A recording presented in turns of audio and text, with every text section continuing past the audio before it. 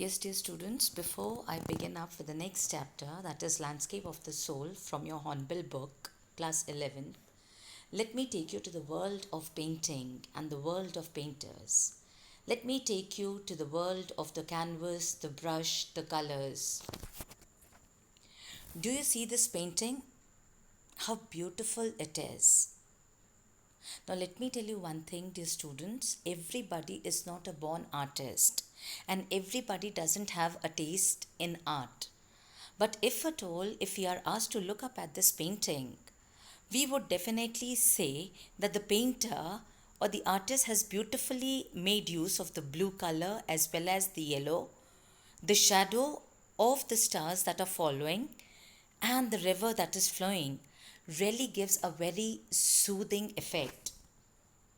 So, dear students, let me ask you actually, what do you mean by painting? Actually, painting is the practice of applying paint, pigment, color, or other medium to a surface. The use of canvas, the use of the panel on which the canvas is there, the use of the brush, no matter in whichever form, that is up to an artist, that is up to a painter to paint the image of any object. Now, before I proceed on with this chapter, I would like you to look along with me the different types of the arts of painting that we have. Let us begin with the Western style. Now, what do you mean by a Western style? The Western style is one of the most commonly followed art painting style today.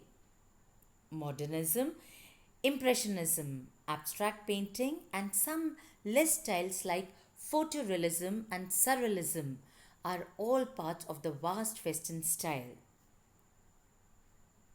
Now, why am I making you understand this particular form of painting style is that in case in the times to come, if you have to visit an art gallery, you should not be treated as an illiterate where the painting is concerned. Rather, you should have a little bit knowledge regarding that particular style of painting. So, let us see the first style, that is modernism. Now, the one who is not at all interested in painting would not understand actually what this particular painting is all about. This is known as modernism. In simple words, modernism is a breakaway from the traditional form of art painting. One can say it is an infused form of art derived from many disciplines. Disciplines in the sense that they do not have a particular theme in order to make out this particular painting. They are the abstract ideas.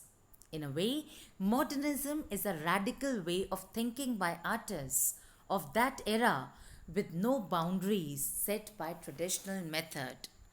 Nowadays, if at all, if you would see the painters and their paintings, you would see that they have gone far beyond the traditional method of painting. Now, let us see which is the second style. The second style is Impressionism. Now, what is Impressionism?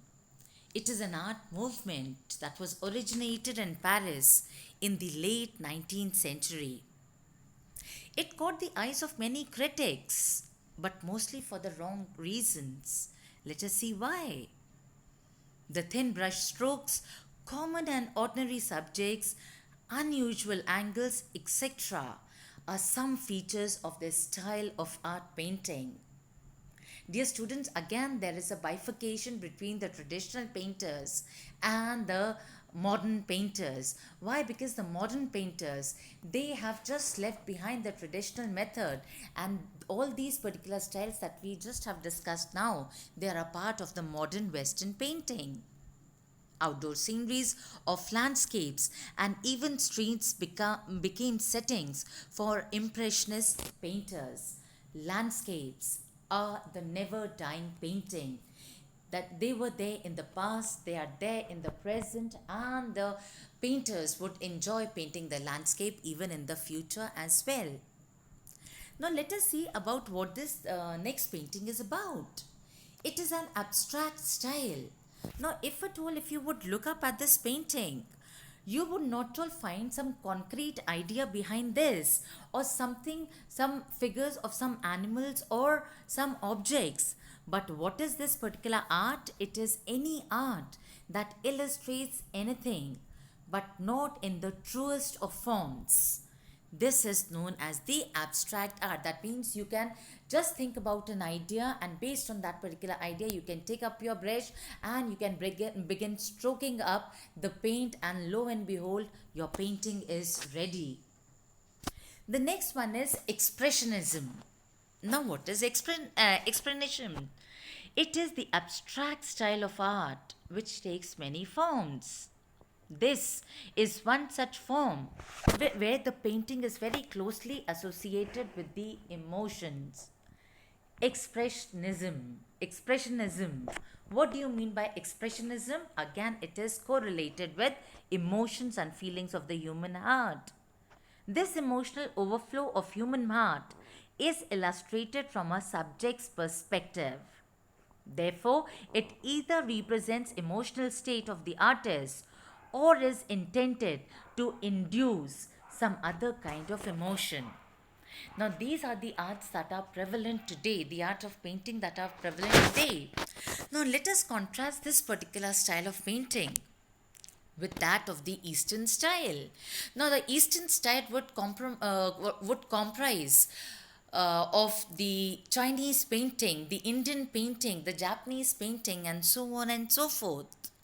Now, let us see what does the Chinese painting reveal. The artists are not just drawing the appearance of an object. They look to capture the soul of that object. In other words, this is the difference between the Western painting and the Eastern painting or the Chinese painting. Whereas the Western painter wants you to borrow his eyes, wants you to look up at the painting the way that he has made from a specific angle. That is not at all the case with the Chinese painter. If at all, if he draws some object, if he draws some image, he doesn't want you to appreciate the outer beauty, but to appreciate the inner beauty of that particular painting. He wants you to capture the soul of that object, not from a particular angle, but from the different angles. This is what makes Chinese painting different. Now let us see. This is our traditional Indian style and style of painting. And what does it shows? It is the direct result of traditions and changing the styles over the years. Even the paintings of Ajanta and Ellora are famous for its mural paintings. Now, basically, what are these art paintings and what do they depict? Different cultures around the world have produced different types of art paintings. No painter is the same. So, every painting is different. Although each form of painting is special, you will be able to relate more to a specific form of the art painting. Just like if at all, if you are an avid reader, you have read so many books, but then there might be a particular writer whose writing really attracts you. Similarly, you would look up at different forms of painting, but then there would be one of your favorite style of painting. It might be the thoughts or the way expressed.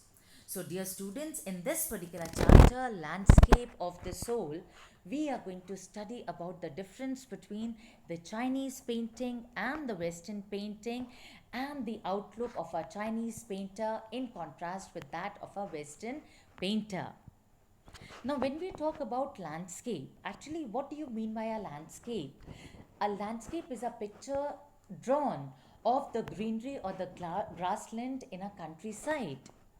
Now, when you were small, when you were in class 1 or in class 2 or class 3, your art teacher would have told you to draw the scenery, and she would have taught you how to make a scenery, and your scenery would have comprised of the mountains and the sun and the bird flying, the river flowing, the tree and the grasses, so on and so forth, as it what you can see in this particular picture.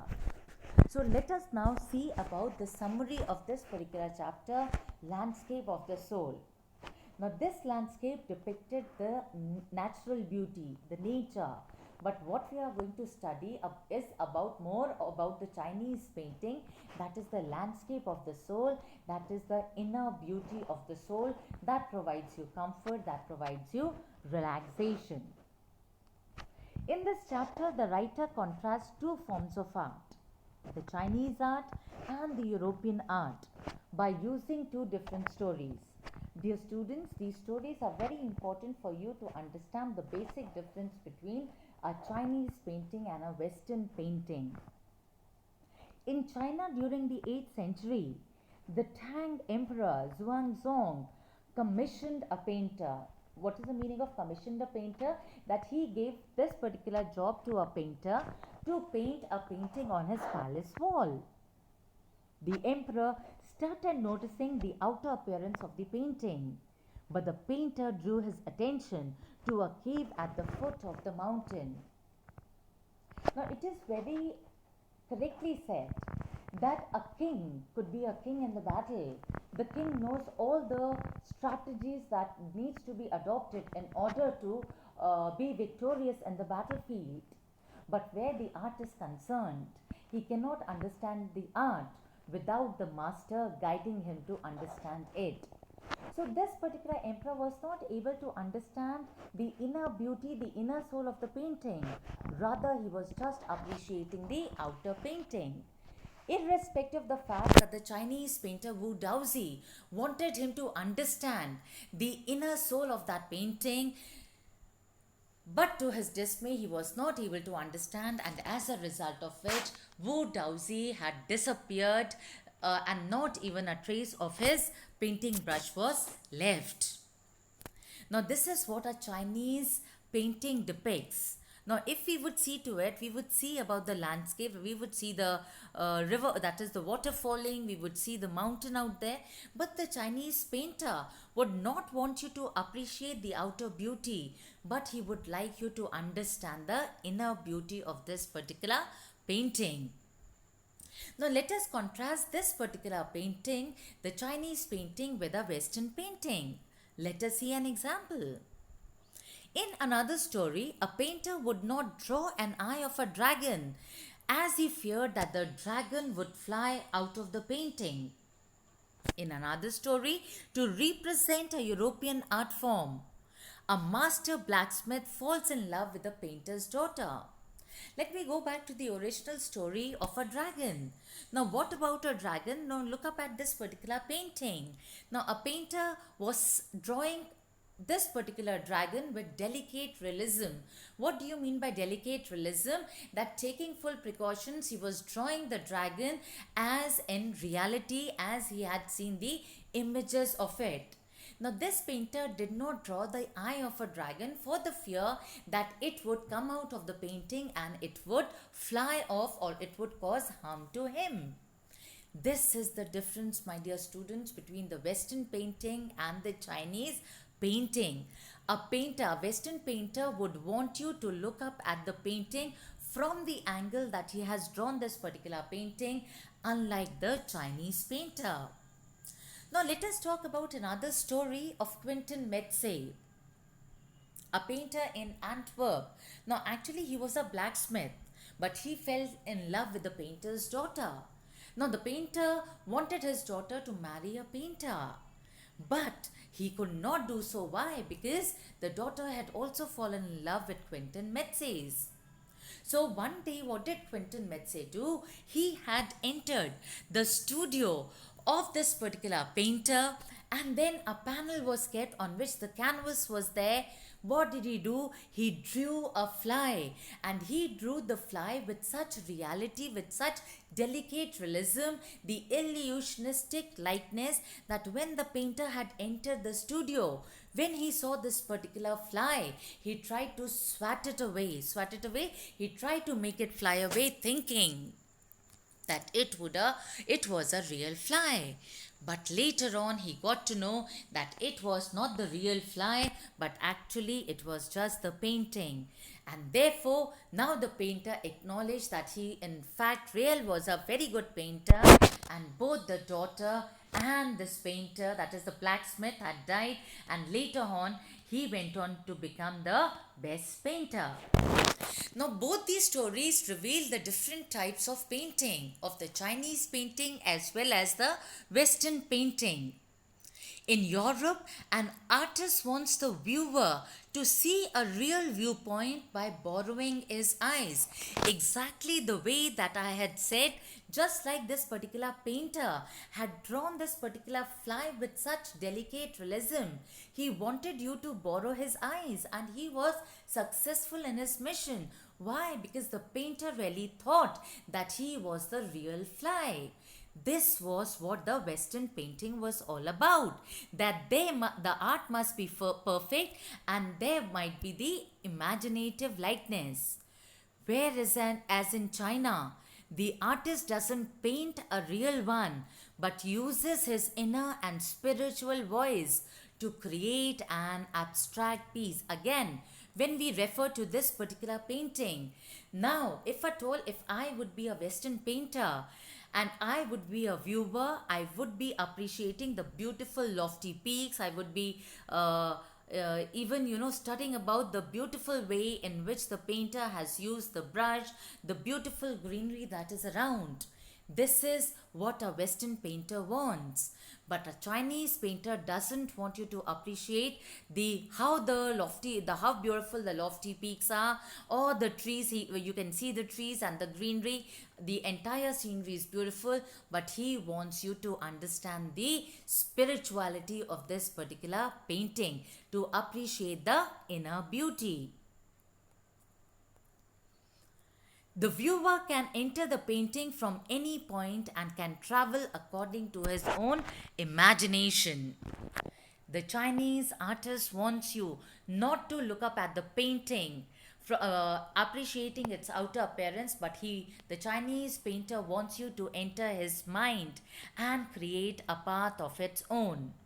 This concept of showing the path by the master to his disciple is known as Shan Chui. That means the mountain water, and it is man and taking up together, that is the mountain, which is the masculine part, and water, which is the feminine part, and the space, the place where the interaction between the mountain and the water takes place. That is the link, that is the common link in the world, and that is the man. Moreover, in this particular chapter, we are going to be introduced to the concept of art brut or raw art. Now, what do you mean by raw art? Now, raw art is that particular art, dear students, just like you have those particular art classes where your teacher tells you to utilize the best out of waste. That means from the waste materials, you make the best use out of it. So, raw brut refers to the art which is in its raw form, that is, which is not all polished.